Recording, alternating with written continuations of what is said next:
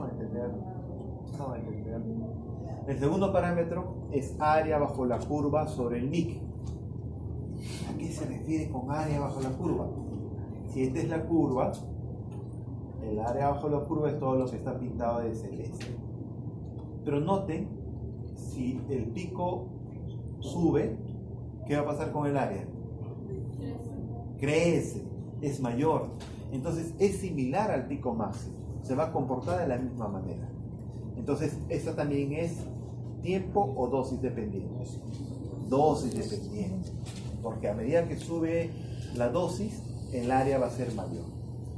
Dividido sobre el pico. Siguiendo el mismo razonamiento.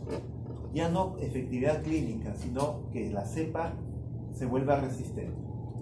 Cuando este valor de área bajo la curva sobre el MIC es bajo, el amarillito, a medida que pasan los días, deja de ser sensible. Mientras cuando este valor es alto, a medida que pasan los días, todavía permanece sensible. Entonces, como estrategia para minimizar la resistencia, también funciona PKPD. Respuesta a quinolonas, microbiológico, un valor de acá para arriba, totalmente diferente con respecto de acá para abajo. La respuesta microbiológica y clínica acá es 11, mientras que más de 125 la respuesta es adecuada. Vancomicina, no me va a hacer caso, tampoco. Y finalmente, el tiempo por encima del MIC. Acá ya no me interesa el pico máximo, sino me interesa este intervalo. Este intervalo debe estar siempre por encima del MIC. Entonces, ¿cómo logro esto? Administrando una siguiente dosis acá, una siguiente dosis acá, y la suma de todos estos me da un intervalo de tiempo más largo. O la otra, le doy infusión continua, que siempre voy a tener la concentración por encima del MIC.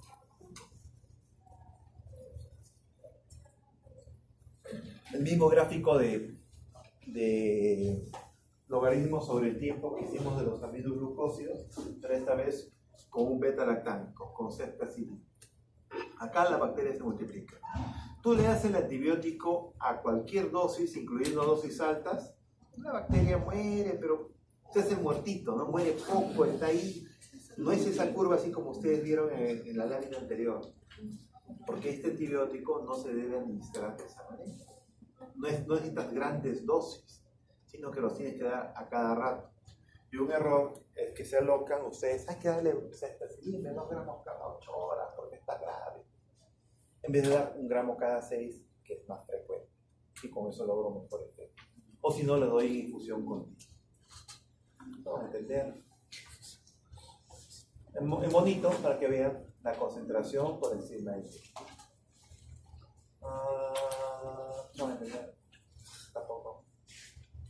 Entonces, la idea de la infusión prolongada o la infusión continua es justamente hacer, o doy a cada rato, como lo que está acá en el gráfico superior, si se dan cuenta, como carpitas, o le doy infusión continua, como lo que está esta línea, por encima de mí.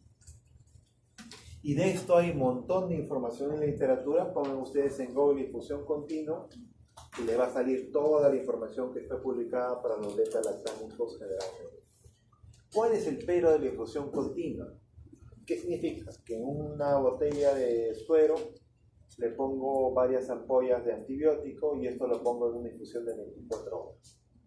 ¿Cuál sería el único pero? La estabilidad del antibiótico. O sea, no todos los antibióticos aguantan diluidos 24 horas. Entonces, uno tiene que percatarse, mirar los libros si de verdad son estables o no. Y desafortunadamente los carbapenems son los que son menos estables, diluidos, que tengan su concentración terapéutica, se mantengan 24 horas. Entonces, una alternativa a la infusión continua era dar infusión interprolongada. ¿Qué significa? Todo antibiótico, cuando administramos a un paciente, no lo ponemos en bolo. No es que, fíjense, cuando están en piso, cómo administran las enfermeras los antibióticos. No es que agarran la jeringa, por decir, ceftriaxona, y te lo meten así de frente. Agarran un Volutrol, y en el Volutrol colocan el medicamento, regula la cantidad de gotas más o menos para 20 a 30 minutos y te lo administra. Y ese es el tiempo correcto en el cual un antibiótico debe darse para evitar el efecto de toxicidad. Esa es la norma regular. Cuando dices, dale cada 8 horas un antibiótico, significa que vas a poner en 20 minutos cada 8 horas. La infusión extendida significa que vas a prolongar ese tiempo de infusión. En el caso de los carbapenems es 3 horas. Entonces hay estudios de meropenem en infusión de 3 horas, imipenem en infusión de 3 horas, con los mismos resultados que en infusión continua. Pero te evitas el problema de la toxicidad, de la falta, de la pérdida de actividad porque el medicamento se deteriora.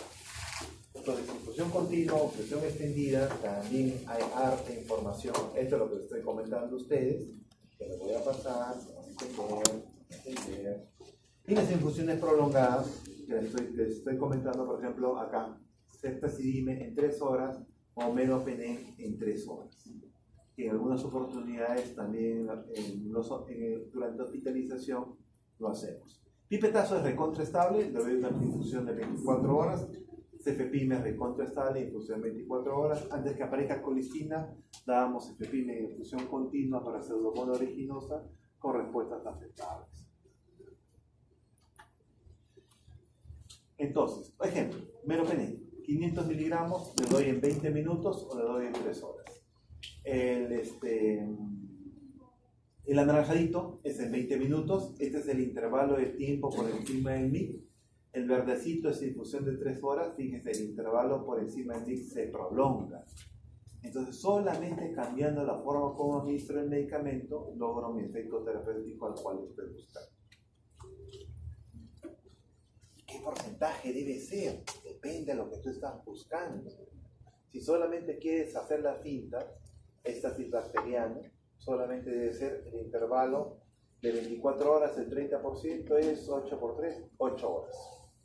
O sea que el antibiótico esté 8 horas en el cuerpo del paciente, hace que la bacteria se quede quieta.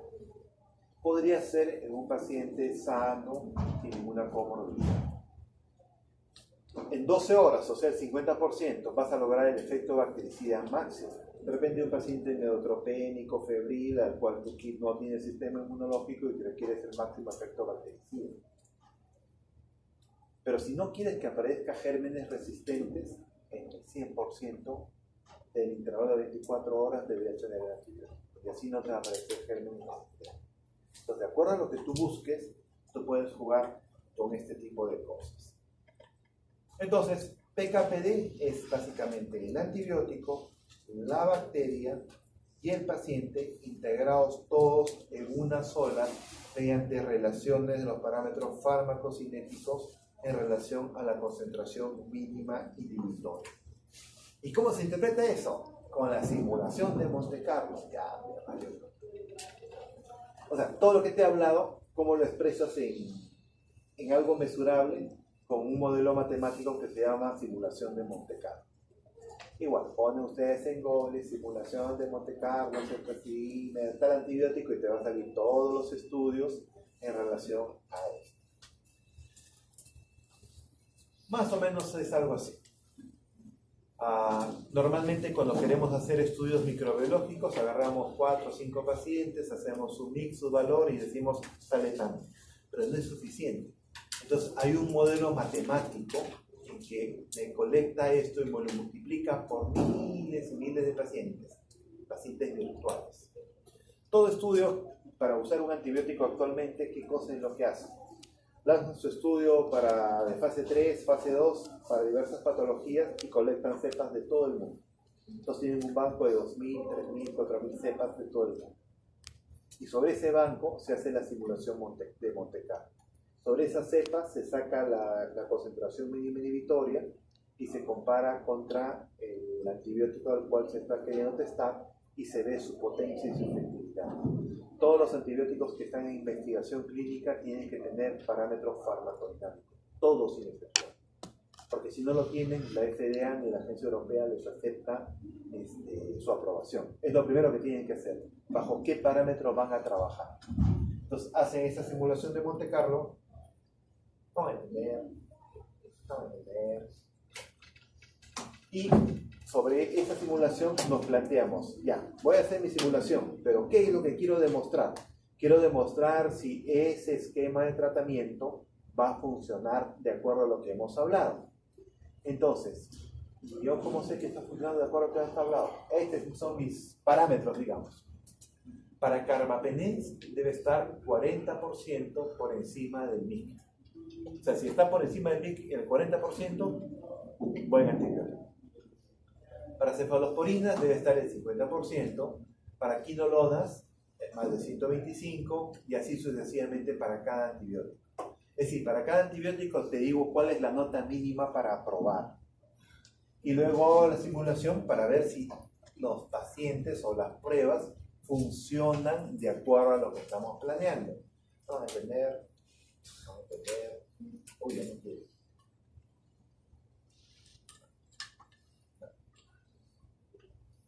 Ahí está. Entonces, de acuerdo a ese razonamiento, te pone acá. Entonces, por ejemplo, este es un estudio sobre infección intraabdominal para diversos antibióticos y nos fijamos en esta última columna. No, perdón, en esta. Entonces, cuando excluyendo al enterococo. Recuerden que el enterococo forma enterococo, enterointestino. Coco es un neumococo que vive en el intestino, por no decir Streptococcus fecalis. Vive en el intestino. ¿Causa infección? Sí y no. El 99% no causa infección, el 1% sí lo hace.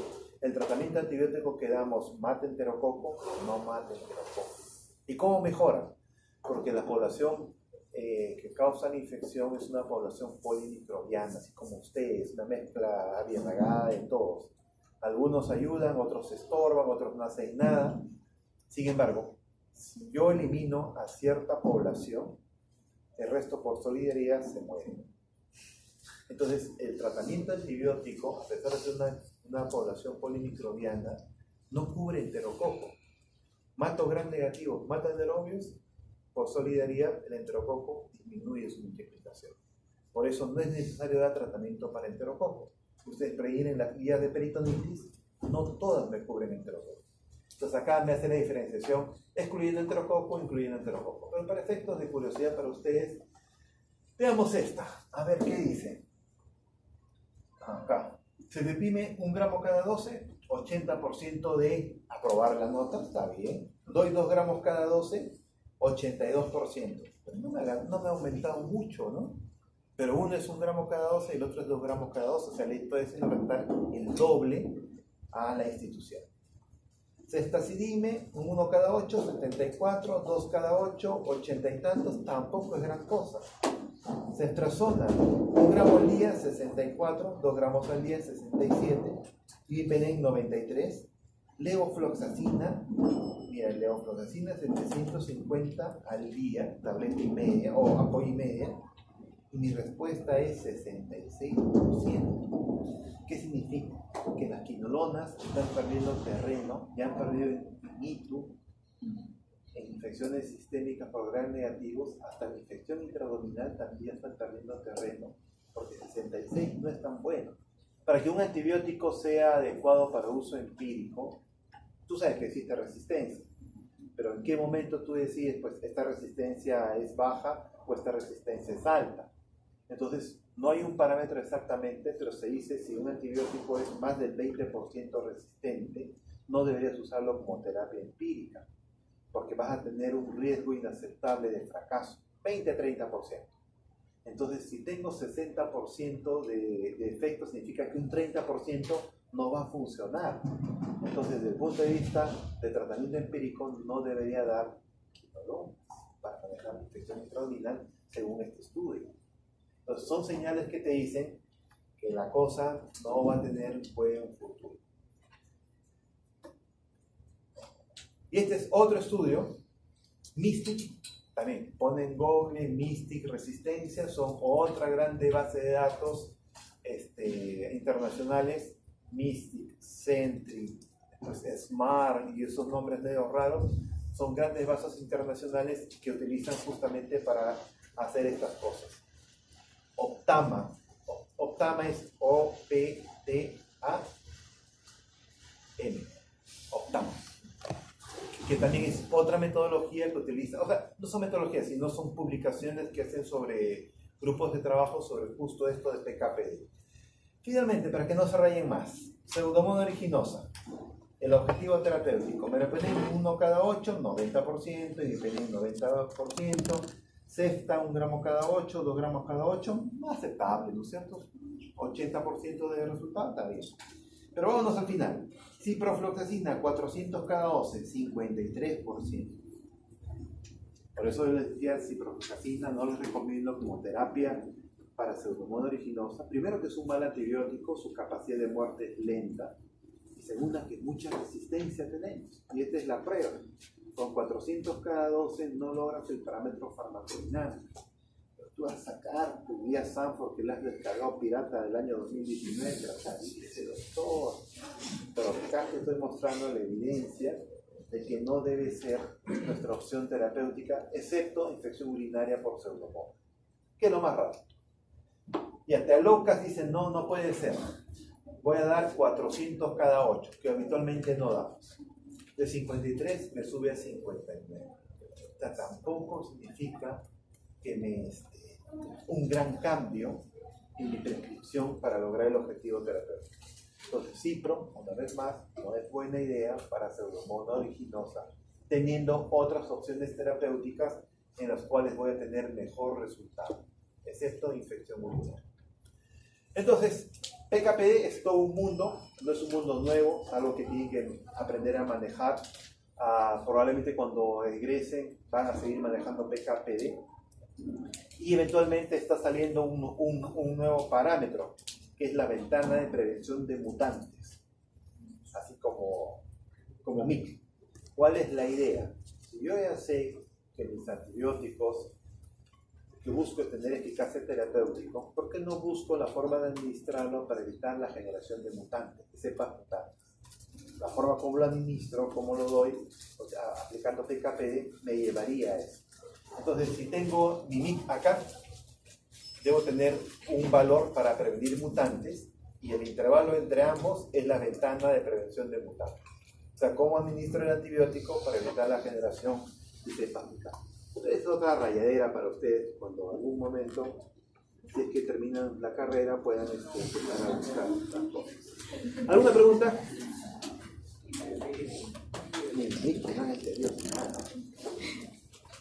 Pero ese es el lenguaje que estamos utilizando, ¿eh? O sea, no le estoy diciendo nada esotérico, es lo que tenemos que saber. Se supone que esto es lo que les han enseñado en farmacología o lo que están en los cursos de antibióticos, no sé para qué tengan, ¿no? Porque es el lenguaje que por lo menos hasta ahora es vigente y va a seguir vigente en los próximos 20 a 30 años. La ventana de selección de mutantes sí todavía le falta mucho para trabajar, pero este es el norte nuestro. ¿No hay preguntas? Vamos a notar.